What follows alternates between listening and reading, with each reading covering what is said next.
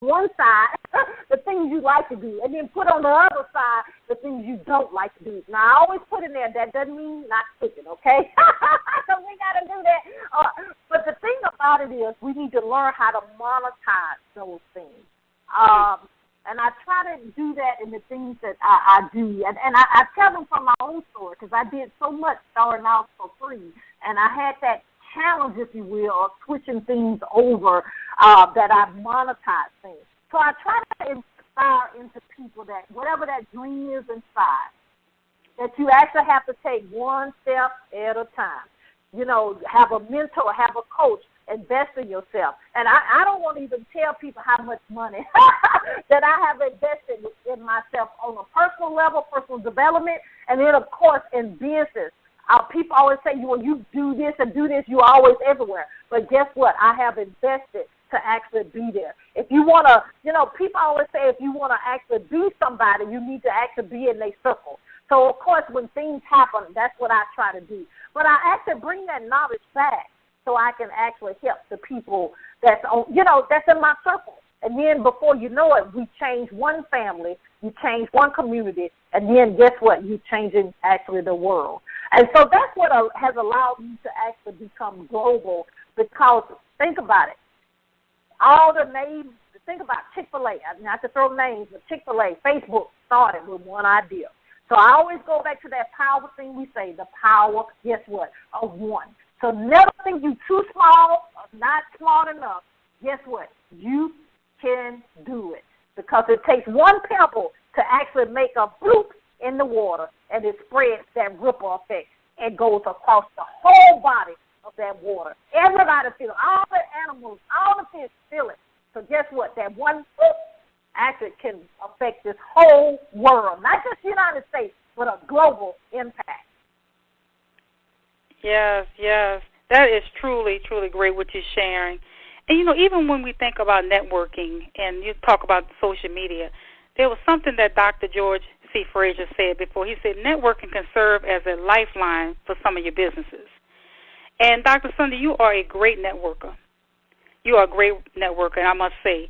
And there's a quote that I like by Jim Roque. He says that to have more than you got, you have to become more than you are. Success is something you attract by being an attractive person. So what you actually share with us is that type of blueprint that let us be successful architects of peak performance that takes us above and beyond any ordinary definition of success. And I also like this quote by Dr. Martin Luther King. He said about legacy. Our legacy should be like for the compelling necessity of embracing the fierce urgency of now, for there is no substitute for action. We have to be action-oriented. We have to be proactive. And when God commands us to launch out, and spiritually speaking, when he says launch out, we have to do that. But sometimes when we launch out, we still feel a little discouraged because things may not be moving as fast as we anticipated, but we have to believe that God is doing things in his timing. And as leaders, and even in everyday life, we have to identify our strengths as well as our kryptonites, our weaknesses in our lives that make us better at presenting what we putting out in the humanity. And so, so this is truly, truly great what you're sharing with us. And once you go through those things and God feels you ready, then he will be able to take you to the center stage. So this is truly inspirational and motivational in extreme.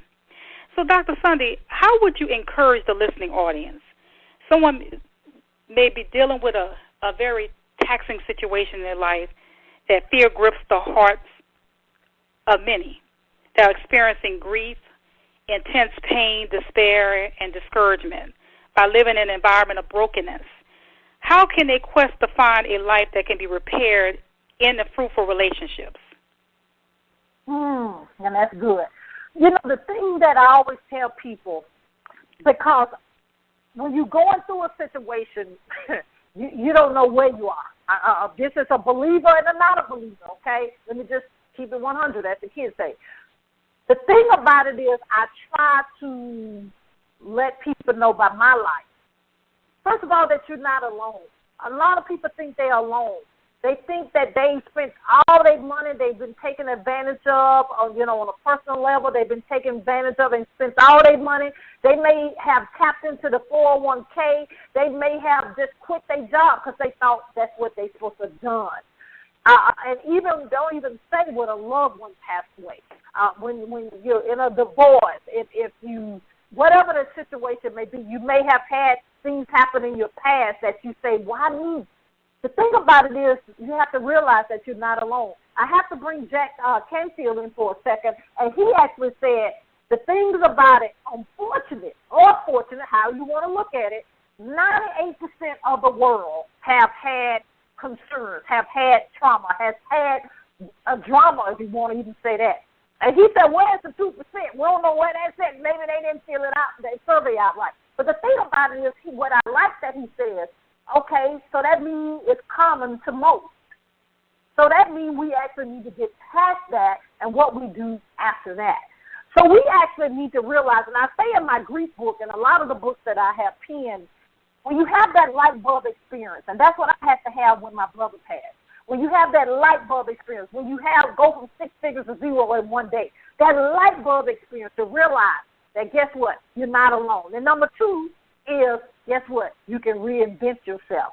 So that's what one of my great things that I love to do with people that come in my path is to reinvent yourself. You know, let's say that pound cake that everybody loves. Okay, well, we need to monetize that. So the things that you do so easily, they need to come to pass. But the thing about it, it's okay. I have to say this, Tammy and Candace, too. It's okay to have a therapist. It's okay to have a psychiatrist, especially in our culture.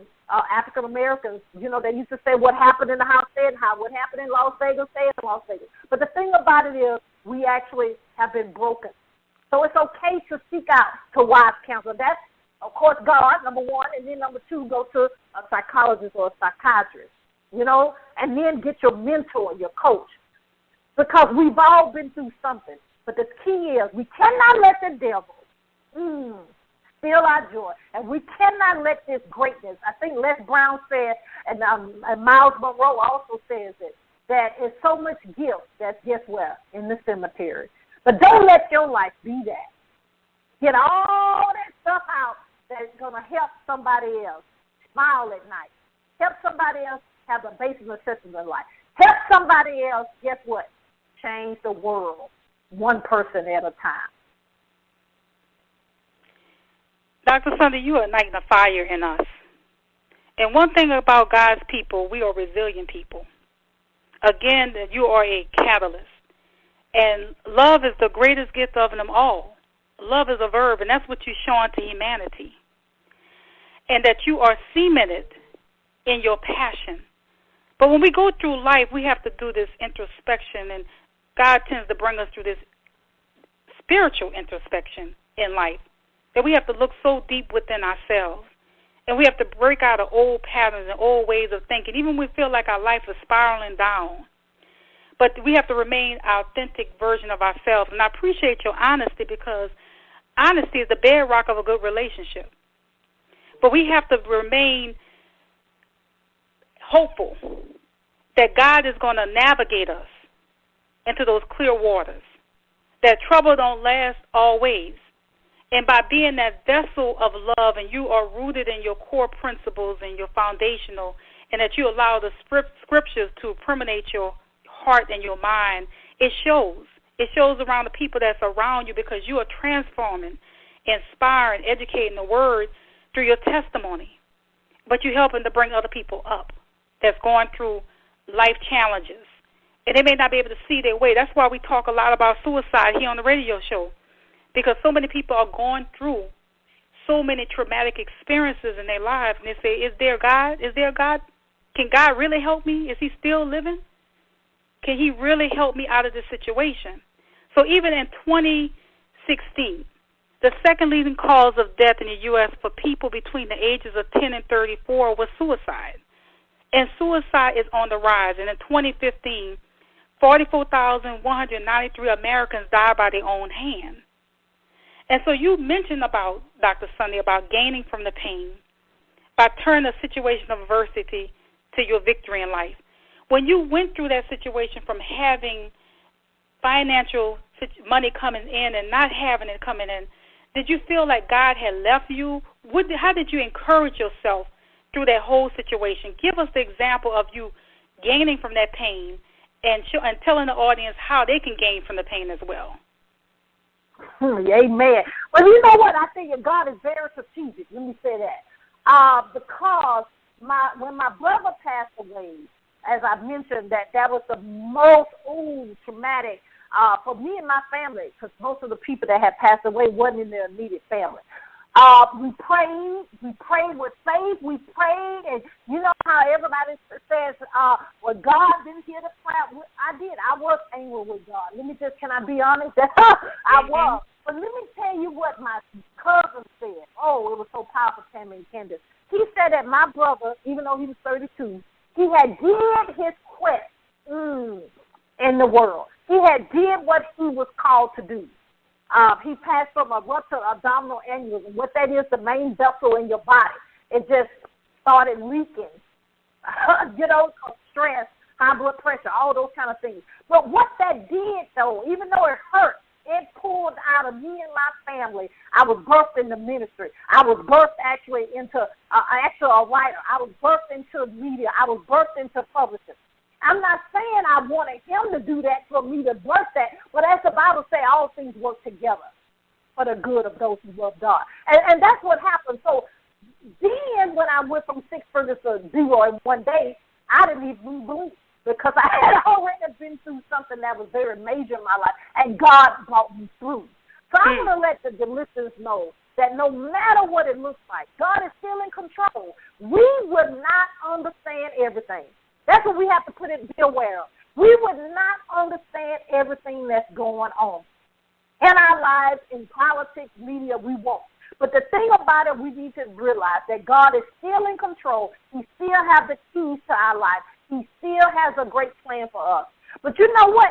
As the valley, as I talked about, you have to stay focused. You have to stay consistent. You actually have to stay on the plow, as people say. But what that means is you have to make sure you're determined and that you actually have a task you're going to do every day. I was very intentional of the things that I did, and I do now as well, of self-care, of things that I do on a daily basis in my business, personal. And we have to do that.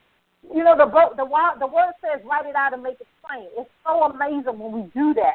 We have to write things down and be strategic in the things you do and the things you don't do. And that actually will change your world, because you won't be saying, I want to do 13 things, Tammy and Candace. You actually say you're going to do 3 things, and you're going to celebrate yourself afterwards. And that's very important, because if you don't celebrate yourself, guess what? Nobody else will. Ooh, Dr. Sunday, this is bringing catharsis, because someone may have lost a sibling or a child or a friend or another family member, and you're showing them that they can make it through it. What you experienced in your life, now you're a grief counselor. You're able to help someone else to bring a sense of comfort to their life for those seeking solace through their wounds. And so we're trying to show people to never lose sight no matter what you're going through, because God can take that pain for your gain. He can convert these painful mountain of experiences and moments in our life to an instrument of grace, that there's no valley too deep or no barrier too high to overcome.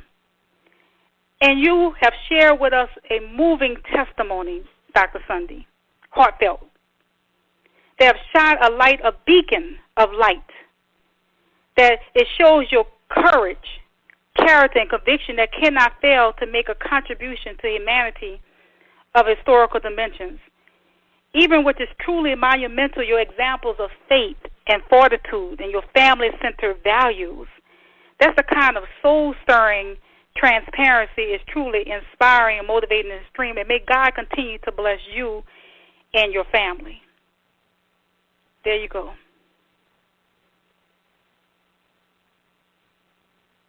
Dr. Sunday, we just have to say, I have to take this moment to just honor you.